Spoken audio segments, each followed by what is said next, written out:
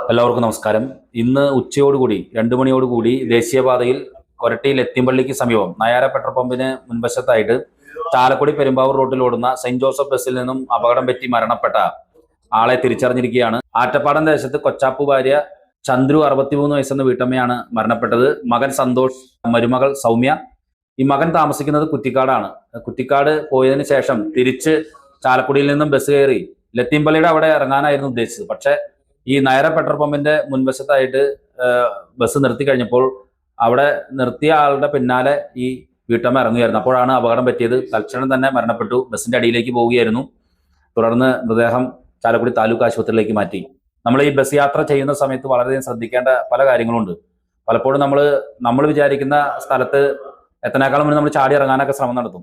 തീർച്ചയായിട്ടും ഈ വീട്ടമ്മയുടെ മരണത്തിൽ ആദരാഞ്ജലികൾ നേരുന്നു.